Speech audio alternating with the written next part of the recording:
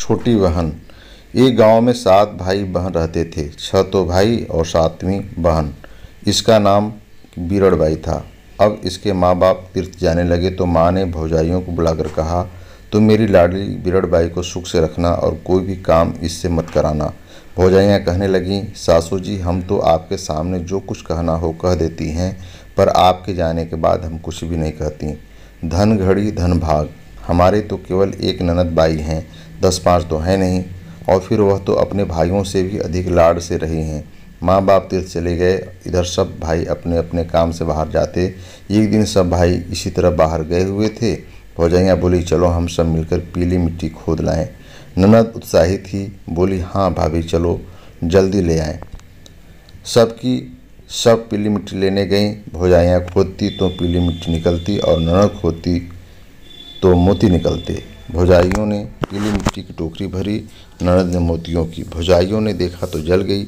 मन में कहने लगी, रांड न जाने क्या जादू जानती हैं, घर पर भी न जाने क्या टोना टोटका करेगी। फिर वे कहने लगीं, बाई तुम यहीं खड़ी रहो, तुमसे यह टोकरी नहीं उठेगी।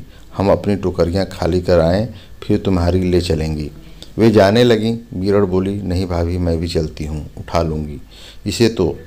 नहीं बाई, तुमने इतना बोझ कभी नहीं उठाया, तुम्हें कहीं कुछ हो गया तो तुम्हारे भाई हमें खा जाएंगे। तुम तो थोड़ी देर यहाँ खड़ी रहो, हम अभी आती हैं। ननद बेचारी खड़ी खड़ी भौजाइयों की बाट जोहने लगी कि भौजाइयाँ अब आती हैं, पर भाभियों के मन का कपट बेचारी क्या जाने। बैठे बैठे सारा दिन बीत गया, पर वे नहीं आई। साँझ हो गई। उसी समय वहाँ से साधुओं की एक टोली निकली। बीरड़बाई ने एक साधु से कहा, महाराज, मेरी टोकरी उठवा दो। साधु ने देखा कि लड़की अकेली है। कहा, बच्चा, तू यहाँ अकेली क्यों है?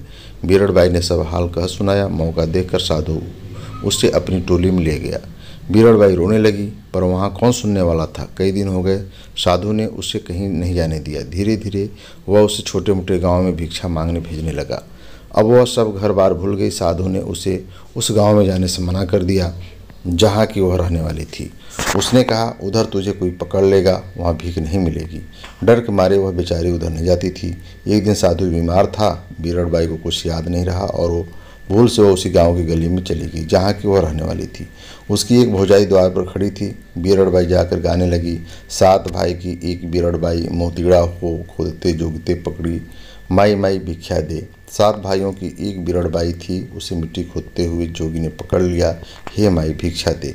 भावियों ने उसे देखा तो ललकार कर भगा दिया। वह सब भाइयों के घर होती हुई आखिर छोटे भाई के द्वार पर पहुंची। वहां भी उसने ही गीत गाया। इतने में उसकी माँ सामने आ गई। कहने लगी, बाई, तू क्या गाती थी? एक बार फिर से तो गा। उसने फिर से गा दिया। माँ की आंखों में आंसुओं की धार बहने लगी। बीरड़ की आंखें भी डबडबा आईं। माँ सोच रही थी कि ऐसी ही मेरी बीरड़बाई थी, पीली मिट्टी खोदते समय खान में दबकर मर गई, क्योंकि भौजाइयों ने आकर ऐसा ही बताया था। माँ कहने लगी, बाई, तू रोज़ यहाँ आया कर, मैं तुझे अपनी बेटी समझकर खूब चीज़ें दिया करूँगी।